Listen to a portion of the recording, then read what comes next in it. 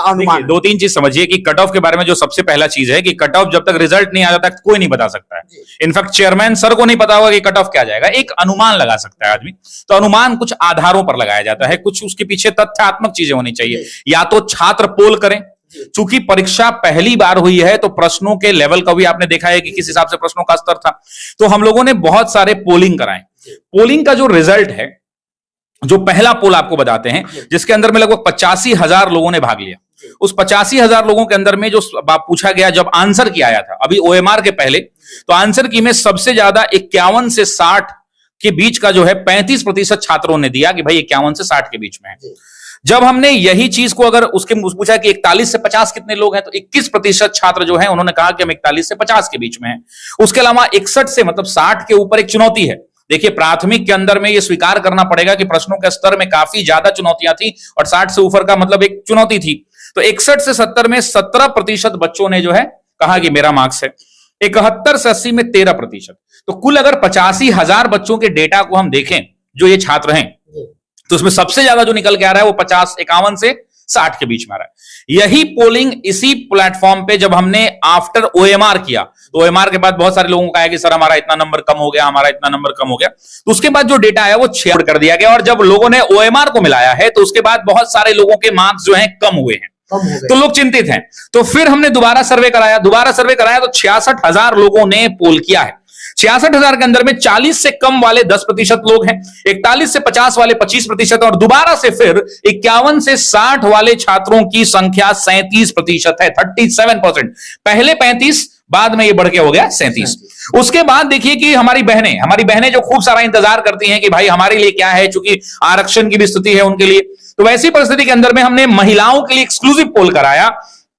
तो 50,000 हमारी बहनों ने, बड़ी और छोटी बहनों ने इसमें पोलिंग किया।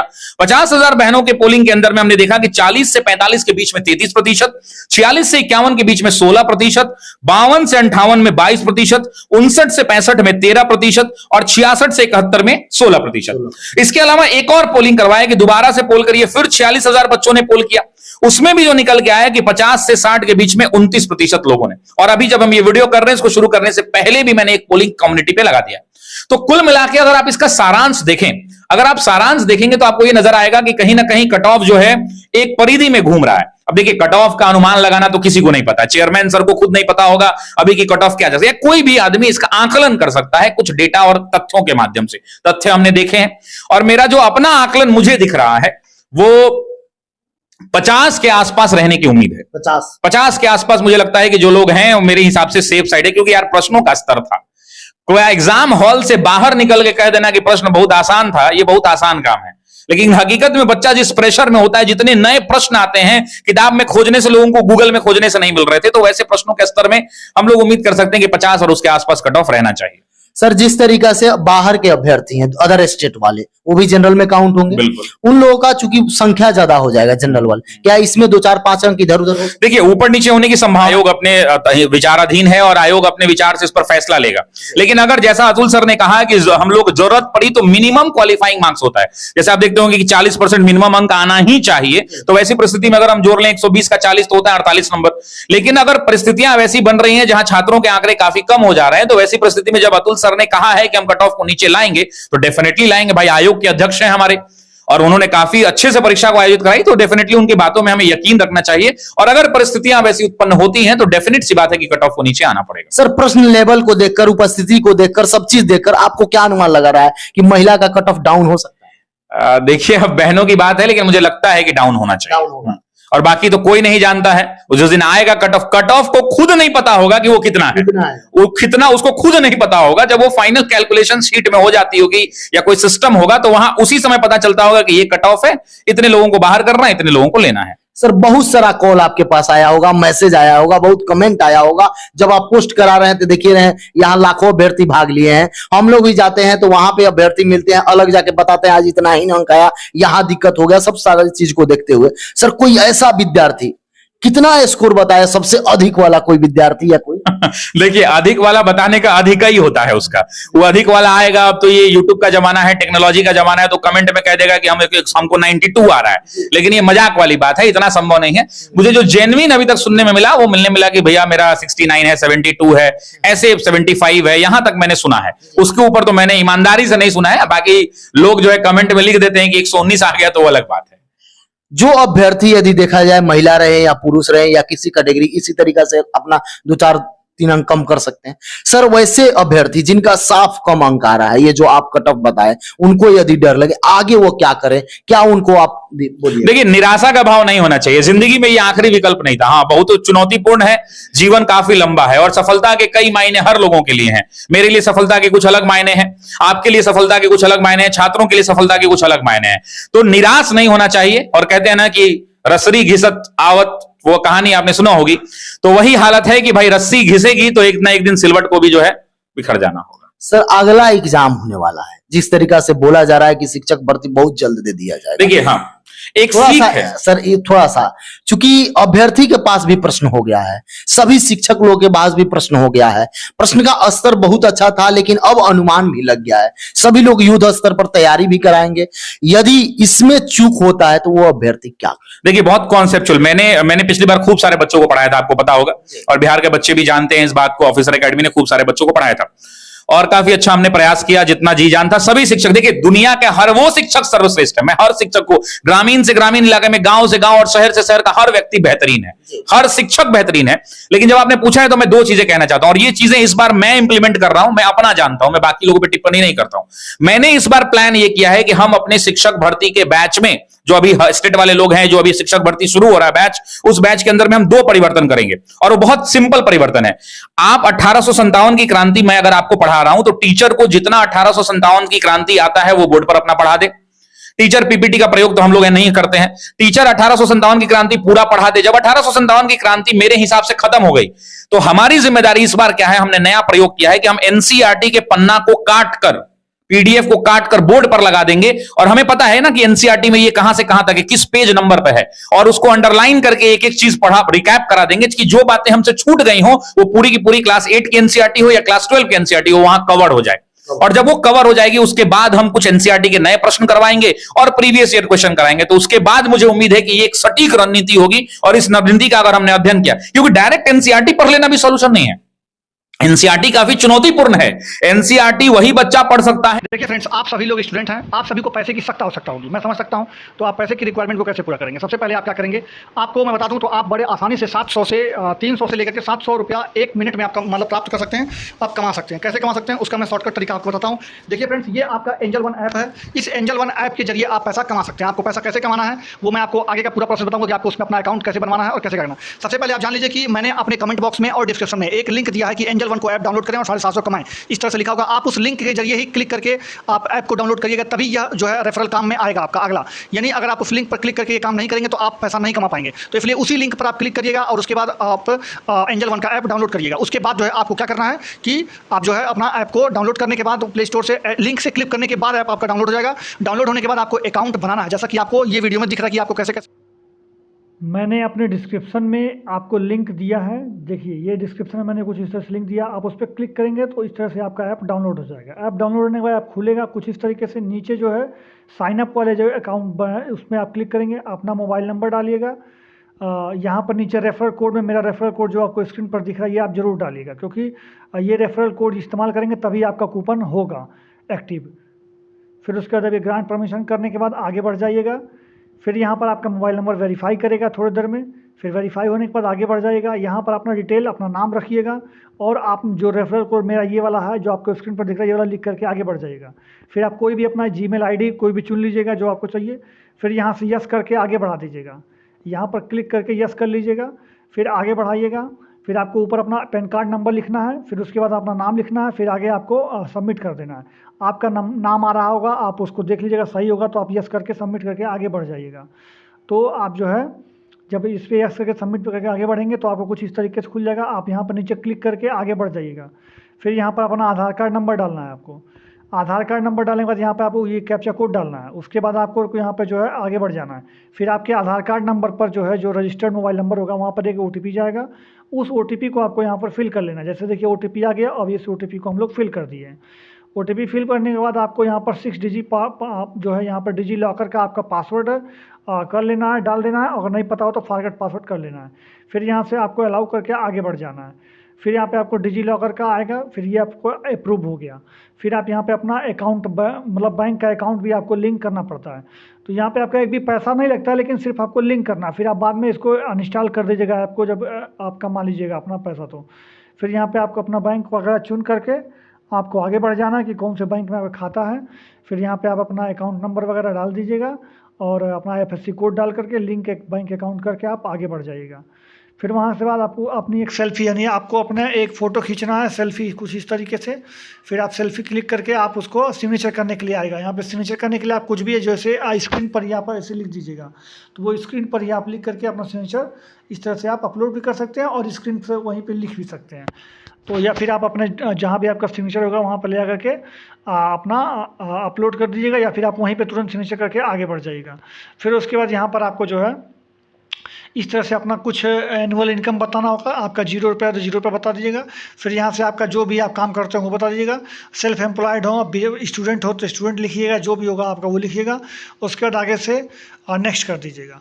फिर नेक्स्ट करने के बाद आप जो है आगे बढ़ जाएगा। फिर यहाँ पे अपना मेल चुन लीजिएगा, यहाँ पे अनमेरिड या मैरिड जो होंगे वो चुन लीजिएगा। फिर यहाँ पे आपका मंथली फंड चाहिए या फिर क्वार्टरली चाहिए तो ये भी आप चुन लीजिएगा। फिर उसके बाद आपका अकाउंट कुछ इस तरीके से फिर वहाँ पे लिखेगा आई कन्फर्म, वो पर क्लिक करिएगा आई कन्फर्म पे। फिर यहाँ पे नीचे आधार कार्ड नंबर लिख करके इसको वेरीफाई करना होगा।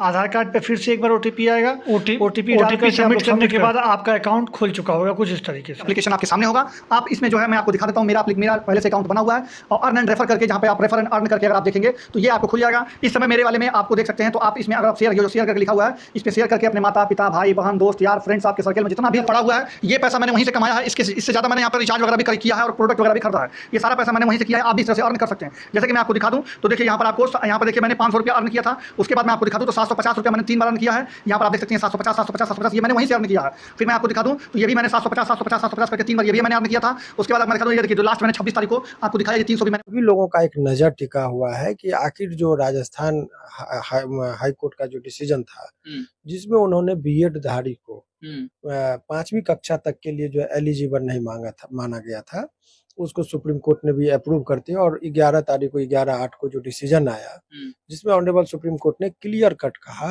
कि 5वीं कक्षा तक के लिए जो पढ़ाने के लिए जो एलिजिबल है वो DLED वाले ही हैं, बीएड वाले नहीं हैं। इसके बाद एक भूचाल सी आई। बहुत सारे लोगों को ये हजम नहीं हुआ कि ज्यादा पढ़ा लिखा है बीएड वाला, लेकिन आप DLED वाले जो कम पढ़े लिखे हैं उसको आप योग्य मान रहे हैं और बीएड वाले को अयोग्य मान रहे हैं। ये हजम नहीं हो रहा था।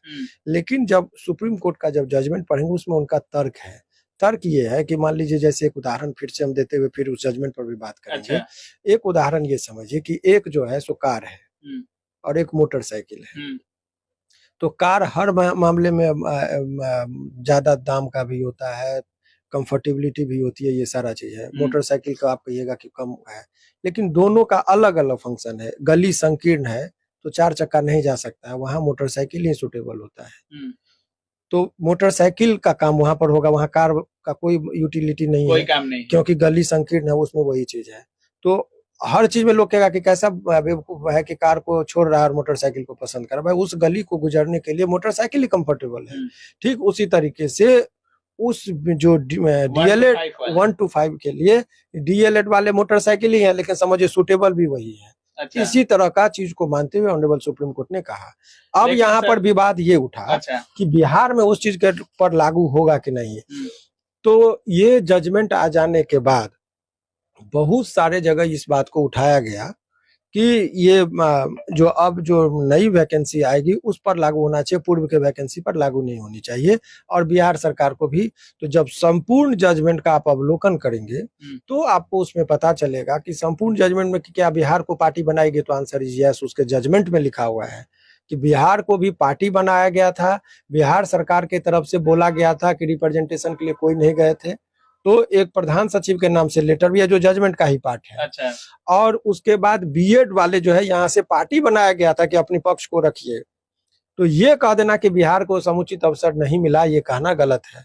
तो आप देखिए कोर्ट में आप जाते हैं, एक संभावना चूंकि उस पर साइलेंट है जजमेंट में कि इसको पूर्व के डेट से लागू होना चाहिए कि वर्तमान के डेट से, तो चूंकि वो नोटिफिकेशन को ही चैलेंज किया गया था, इसीलिए ये कह देना कि बिहार सरकार पर ये, तो इसीलिए जब स्पेशली यदि पूछेंगे तो ये लग रहा है कि उस पर जो है सो ऑनरेबल सुप्रीम कोर्ट का जो अभी तक का जो पैटर्न है वो इंटरफेरेंस करने से साफ इनकार कर देती कि जो जजमेंट है उसी से आप काम चलाइए, उसमें हम ज्यादा इंटरफेयर नहीं करेंगे। लेकिन सर जब वैकेंसी आया था सर तो उस समय निर्णय नहीं आया था सर, लेकिन जब वैकेंसी आ गया, परीक्षा भी ले लिया गया है, आंसर की तक जारी कर दिया गया है और बीएड वालों का रिजल्ट रोक दिया गया है। हालांकि बीपीएससी जिस तरह से सुप्रीम कोर्ट का आदेश है उसी तरह से इस परीक्षा को कंडक्ट भी कर रही है। 1 to 5 में बीएड वालों का रिजल्ट कहा गया है कि परीक्षा फल की उम्मीद न किया जाए। हालांकि ट्वीट भी किए थे अतुल प्रसाद जी की बीएड वाले परीक्षा दें, लेकिन जिस तरह से सुप्रीम कोर्ट का नियम चल रहा है उसी के अनुसार हम बाध्य हैं लेने के लिए। बीएड वाले परीक्षा दें लेकिन परीक्षा फल की उम्मीद ना करें, इस तरह का बयान दिया गया था। क्या सर आपको लगता है कि जब परीक्षा ले लिया गया है, आंसर की जारी कर दिया गया है, तो क्या सुप्रीम कोर्ट को भी इस बहाली पर एक बार विचार करना चाहिए? क्या एलिजिबल मानना चाहिए?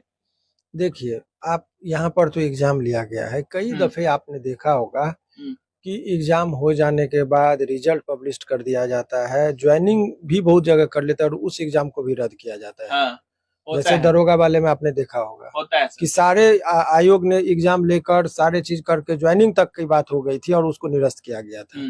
तो ये एग्जाम ले लिए, इससे उसके मेरिट पर असर हो गया, वो बात नहीं है। अच्छा। नोटिफिकेशन को ही जब चैलेंज किया गया था और उस नोटिफिकेशन को ही जब रद्द कर दिया गया, तो इसको माने आप एक चीज समझिए कि जो चीज अयोग्य है उसको मान लिया गया है, तो आप बाद के नोटिफिकेशन या पहले वाले नोट जिसकी बहाली नहीं हुई है, सुप्रीम कोर्ट ने साफ शब्दों में कहा कि भाई सुप्रीम कोर्ट को रोजगार से मतलब नहीं है, क्वालिटी बेस्ड टीचर की जरूरत है। तो आप ये बताइए कि इस बात का जस्टिफिकेशन होना चाहिए। जब ऑनरेबल सुप्रीम कोर्ट ने कह दिया कि डीएलएड वाले ही सुटेबल हैं, 5वीं कक्षा तक बीएड वाले नहीं, तो केवल इसलिए कि आप फॉर्म भर दिए हैं, एग्जाम दे दिए, इसलिए आपको सुटेबल कर दिया जाए, ये कहां से हो सकता है? ये एक सोचने वाली बात है कि जब आपको सुप्रीम कोर्ट तो यही बात कहती है कि नहीं बीएड वाले अयोग्य हैं 5वीं कक्षा तक के लिए, इसीलिए ये सिंपल सा ऑब्जेक्टिव क्वेश्चन है कि आप अयोग्य हैं, तो आप अच्छी बात है कि अयोग्य, अभी आपकी ज्वाइनिंग नहीं हुई है, रिजल्ट नहीं हुआ है, इसीलिए ऐसे परिस्थिति में जो है सो ऑनरेबल सुप्रीम कोर्ट सामान्यतः परहेज करती है कि अपने जजमेंट में संशोधन करने से।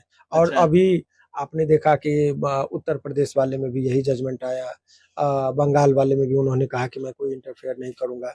तो बिहार सरकार ऐसा इसलिए भी की है कि एग्जाम ले लिया डायरेक्ट, यदि वो मान लीजिए सुप्रीम कोर्ट से कुछ इंटरफेरेंस करने से, जिसकी संभावना ज्यादा है, मुझे नहीं लग रहा है कि सुप्रीम कोर्ट से बहुत ज्यादा, क्योंकि 3-4 जजमेंट आए हैं रिसेंटली जिसमें हस्तक्षेप करने से उन्होंने साफ इनकार कर दिया।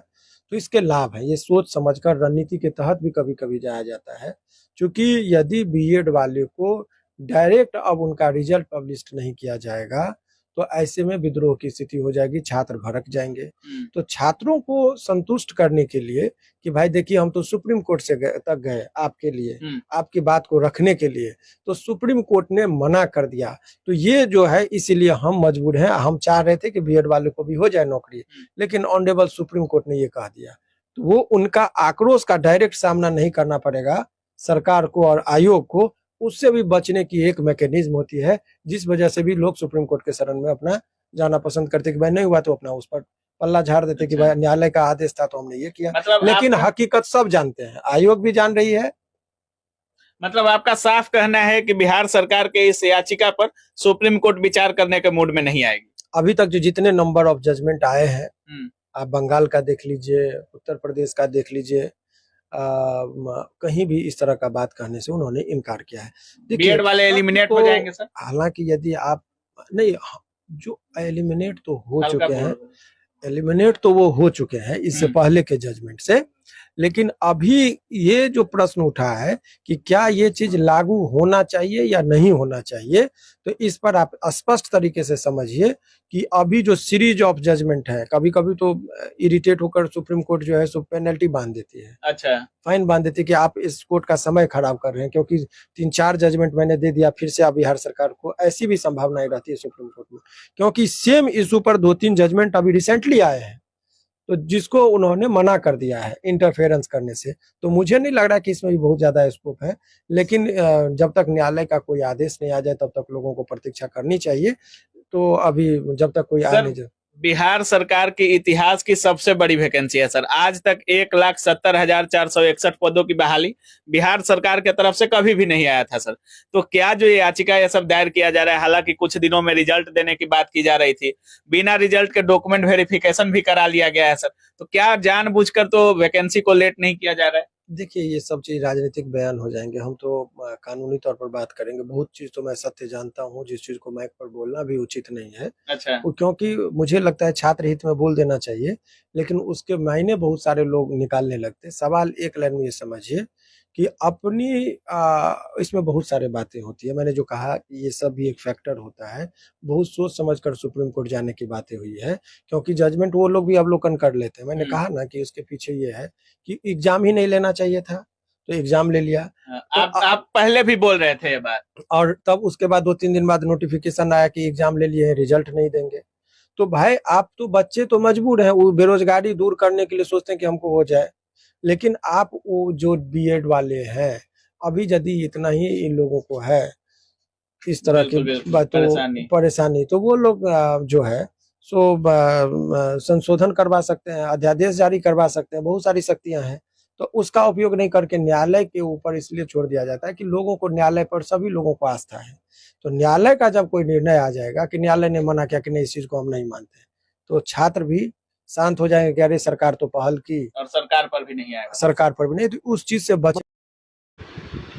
तो फ्रेंड्स, आपको मैंने सब कुछ वीडियो दिखा दिया है, समझा दिया है, बुझा दिया कि कट ऑफ कैसे जाने वाला है, कम बेसी सब कुछ मैं बता दिया हूँ कि आपका 20% रिजल्ट सिर्फ और सिर्फ सीटेट में बना हुआ है। इसके वजह से आपका मान के चलिए कि आपका कट ऑफ जो है वो बहुत ही ज़्यादा कम आने वाला है, बहुत ही ज़्यादा। जो आपको स्क्रीन पर दिख रहा है कि अनरिजर्व कैटेगरी का जो मेल है वो 54 से 60 जो आपको दिख रहा है, और जो फीमेल है वो 51 से जो 55 दिख रहा है। एक्चुअली में उसमें भी आप 8-9 नंबर कम कर लीजिए आप, तो मतलब मान के चलिए अगर आप मेल हैं और अनरिजर्व कैटेगरी यानी जनरल से बिलोंग करते हैं, और अगर आपका नंबर 50 के लमसम में भी आ रहा है, यानी 45 से 50 के भी बीच में आ रहा है, तो आप बिल्कुल सेफ़ हैं, कोई दिक्कत नहीं। वहीं अगर आप महिला हैं तो सिर्फ और सिर्फ 40 नंबर से ज़्यादा है, तो आपको कोई घबराने वाली बात नहीं है। आपका तो कट ऑफ कम भी करेंगे वो लोग, जो मिनिमम क्वालिफाइंग मार्क्स है उसको भी घटाएंगे। आप लोग देखिएगा अब बहुत कम कट ऑफ जाने वाला है, क्योंकि सीटेट में बहुत ज़्यादा लोग फेल हो चुके हैं और बहुत ज़्यादा लोग बाहर हो चुके हैं अभी इस रेस से।